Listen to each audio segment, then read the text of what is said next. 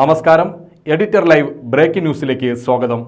Basit wedding mall, Basith arcade, Poonkottukulam, Tirur. Tirunavaya ബന്ദർക്കടവിൽ പുഴയിലിറങ്ങിയ യുവാവ് സുഹൃത്തുക്കളുടെ കൺമുന്നിൽ ഒഴുക്കിൽപ്പെട്ട് മരിച്ചു. കൽപ്പകഞ്ചേരി പറവന്നൂർ കണ്ണഞ്ചേരി സുബ്രഹ്മണ്യൻ എന്ന മണിയാണ് അപകടത്തിൽപ്പെട്ടത്.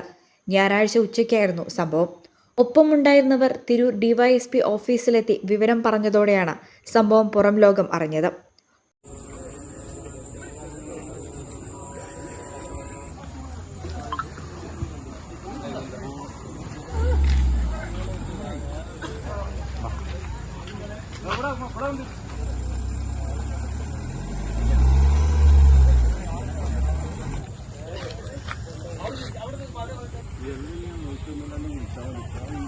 നമ്മൾ ന്യൂസ്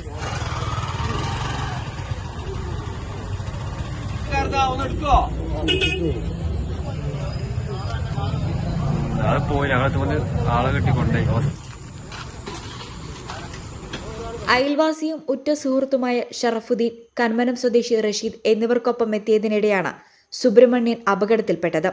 ആഴവും അടിയൊഴുക്കും കൂടിയ ഭാഗത്താണ് സുബ്രഹ്മണ്യൻ ഇറങ്ങിയത്. ഇതോടെ ഒഴുക്കിൽപ്പെടുകയായിരുന്നു. കൂട്ടുകാർക്ക് രക്ഷിക്കാൻ സാധിക്കുന്നതിനു മുമ്പേ സുബ്രഹ്മണ്യൻ മുങ്ങിത്താഴ്ന്നു.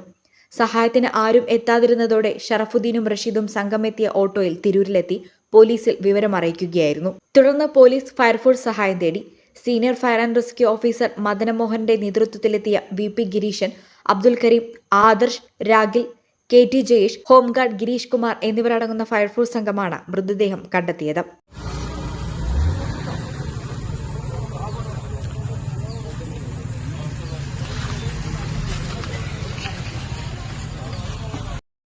കൂബയുടെ സഹായത്തോടെ 1 മണിക്കൂറോളം പരിശോധന നടത്തിയ ശേഷമാണ് മൃതദേഹം ലഭിച്ചത്. പുഴയിലെ മരത്തടികൾക്കും പോലീസ് പൊളിച്ച് പുഴയിൽ തള്ളിയ മണൽ തോണികളുടെ അവശിഷ്ടങ്ങൾക്കും ഇടയിൽ കുടുങ്ങിക്കിടക്കുന്ന നിലയിലായിരുന്നു സുബ്രഹ്മണ്യന്റെ മൃതദേഹം.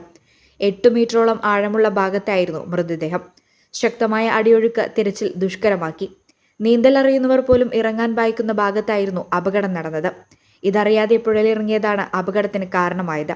45-കാരനായ സുബ്രഹ്മണ്യൻ നിർമ്മാണ തൊഴിലാളിയാണ്. ഷർമിളയാണ് ഭാര്യ. 2 മക്കളുണ്ട്. മൃതദേഹം തിരൂർ ജില്ലാ ആശുപത്രിയിലേക്ക് മാറ്റി. Editor live, Thirunavaya.